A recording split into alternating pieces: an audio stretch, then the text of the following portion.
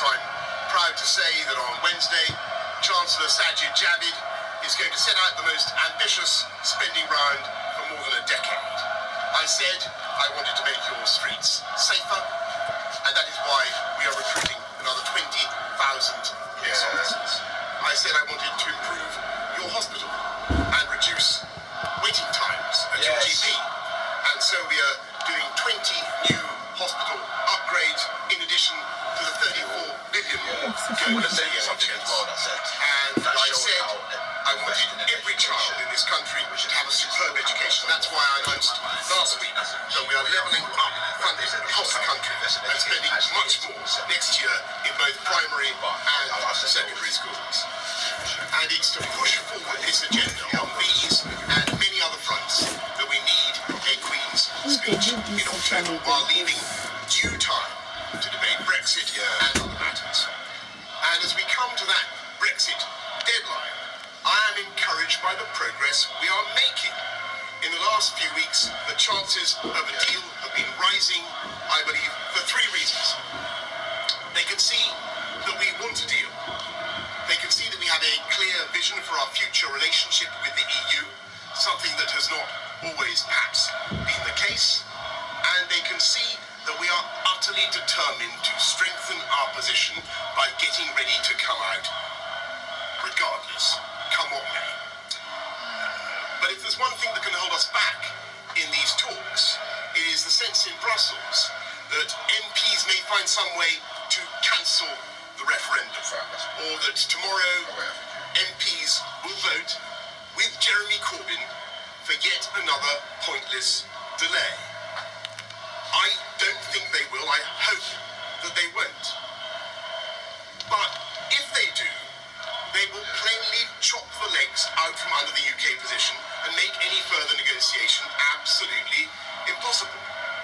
And so I say, to show our friends in Brussels that we are united in our purpose, MPs should vote with the government against Corbyn's pointless delay. I want everybody to know there are no circumstances in which I will ask Brussels to delay. We're leaving on the 31st of October, no ifs or buts. We will not accept any attempt to go back on our promises or scrub that referendum. And armed and fortified with that conviction, I believe we will get a deal at that crucial summit in October, a deal that Parliament will certainly be able to scrutinise.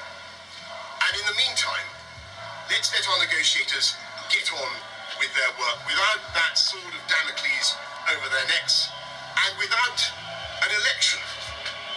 Without an election. I don't want an election. You don't want an election. Let's get on with the people's agenda. Fighting crime, improving the NHS, boosting schools, cutting the cost of living, unlocking talent and opportunity across the entire United Kingdom with infrastructure, education and technology. It is a massive agenda. Let's come together and get it done, and let's get Brexit done by October the 31st. Thank you very much.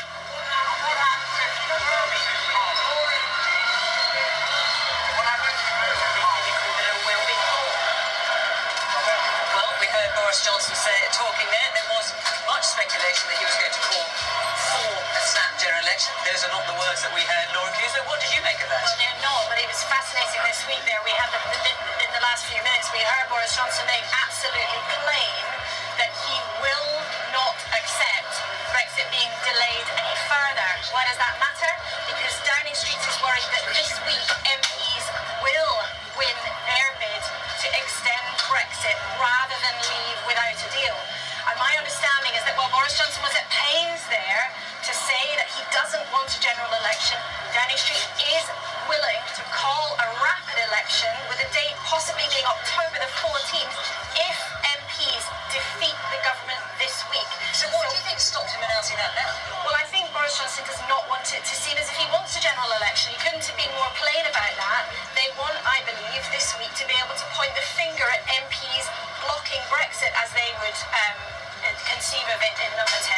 And they want to be able to say to the public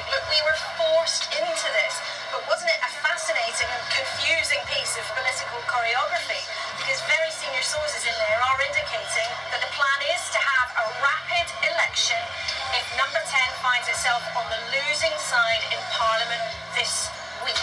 But he is not ready to say that yet. The government is not ready to say that publicly, even though behind the scenes that is exactly what has been indicated to us. And even a date of October the 14th has been suggested. Well, actually, it was quite hard to hear what he was saying here in Downstreet, because the protests down at the entrance of Downstreet are so loud. Protests against what Mr. Johnson is planning. How do you think what he had to say is going to go down with Tory MPs who are thinking of introducing legislation tomorrow, as soon as tomorrow, to try and stop it? Well, I think so far the very aggressive, you would say forthright, but the very aggressive political tactics that they have been using towards Conservative MPs who want to change the law to stop us leaving without a deal, for most of them actually, is stiffen their spines. They've been saying things to me like, well, so be it, or it's time to put the country before the party. This is a completely different approach to the tack that was taken by Theresa May. You know, on so many occasions we stood here, didn't we, when she was trying almost everything she could to get Brexit done, apart from splitting her party. What Boris Johnson appears willing to do to stick to his Brexit deadline is chuck some Conservatives over the side, maybe even fracture his party. But the circumstances could hardly be more controversial. I'm sure some of our viewers can hear protesters at the gate shouting, "Stop the coup."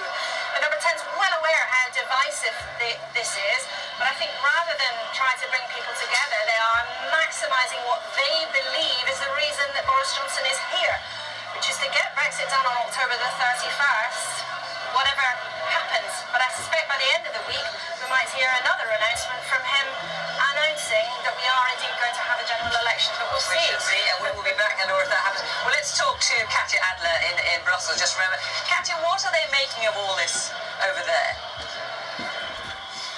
Well, of course, EU leaders are watching very closely what's going on in Westminster. Speculation has been right that the Prime Minister may call an election, and actually that would be key for EU leaders, because actually the Prime Minister is wrong when he's saying that his main leverage in attempted renegotiations with the EU depends on making a credible no-deal threat.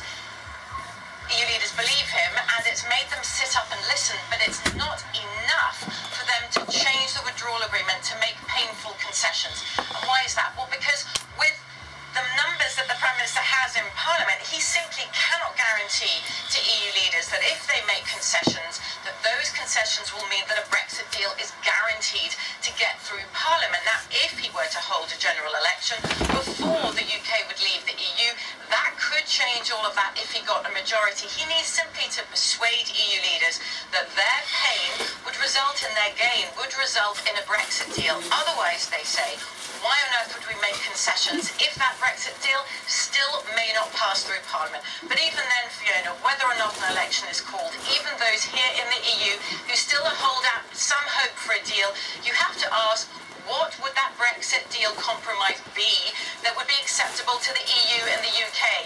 So even if an election were to be on the horizon, that magical Brexit deal solution really isn't yet. Katya Adler in Brussels, thank you. Well, back here in Downing Street, you heard the Prime Minister saying we are leaving the EU on October the 31st. No ifs, no buts in his words, and preparations are continuing. Well, a £100 million public information campaign urging people to make sure they are ready for Brexit has been launched by the government. Print advertisements, social media videos and billboards are going to be rolled out later this week. But how prepared are companies across the country? Our business editor Simon Jack has been finding out. The UK and the EU's deep trading relationship was on display today at this food fair in London. UK firms are being urged to prepare themselves for a no-deal Brexit, as the most expensive government advertising campaign in history was launched this week. In all the newspapers today, new campaign, they're spending £100 million on this, telling you get ready for Brexit. We're not ready and the rest of Europe isn't ready. We're trying to export at the moment into Europe, and none of the European distributors will touch us until Brexit's either gone through or not. So it's a really difficult time for us at the moment. We just want some clarity. I think we're prepared in terms of where we are in the stage of our our business, as I say, as a small startup. So for now, Brexit ready, yes? Brexit ready, yes. Yeah, bring it on. Can we have a go? Yeah, sure. Do you want to start it? For the confused and unprepared, help is at hand. A new online questionnaire generates a company-specific list of things you need to do. Tea merchant Ricky Katari filled it out, and then we looked at the results. Set up a duty deferment account to pay your customs duty. Do you have one of those? No. No? Duty deferment account? Do you even know what that is? No. Me neither. In total, there were 25 steps Ricky needs to take to prepare, some of which the government's website says will take more than 4 weeks. Time Ricky would rather spend in other ways. Quite scary.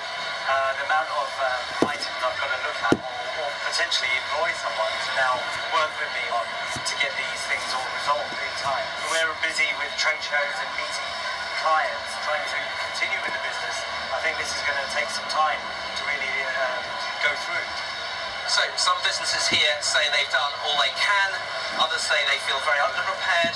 Most of them frankly don't know whether they're prepared for a no-deal Brexit, but there is a general level of frustration that businesses are being asked to spend time and money on preparing for something that officially the government doesn't even want. 2 months isn't long, but it's long enough to make a difference, according to the founder of a small business network. Small businesses have got 2 months to prepare, and one of the big reasons why they haven't been doing any planning up until now is because they haven't known the answers to the questions they had. They didn't know for what they were planning. We still don't, but what the government is saying today is if you have a good fit business, you will be in a much better position to get through Brexit. The government's £100 million campaign message is simple. When it comes to Brexit preparation, it's crunch time. Simon Jack, BBC News. We will have more from Downing Street later on in the programme, but for now, back to Rita in the studio. Thank you, Fiona. The most powerful storm to hit the Bahamas since records began has caused severe damage and flooding. Hurricane Dorian made landfall yesterday, battering Grand Bahama and the Abaco Islands. It's estimated at least 13,000 homes have been damaged or destroyed already. The slow-moving hurricane was classified as a Category 5 when it hit land, making it the second strongest Atlantic storm on record. It's now battering the region with sustained winds of up to 155 miles per hour, and it could cause a storm surge of up to 7 metres, that's 23 feet. The hurricane is slowly moving towards the east coast of America, carrying on upwards with Florida, Georgia, North and South Carolina all declaring states of emergency. From Florida, Ali Makboul reports. Abaco in the Bahamas has been hit hard by Dorian, the strongest storm ever recorded there. Large areas of these low-lying islands were totally submerged. Scraps of footage posted online as the hurricane barreled through before power and communications went down, painting a terrifying picture.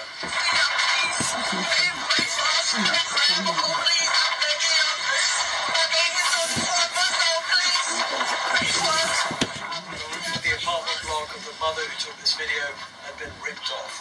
She was clinging to the side of the building with her baby.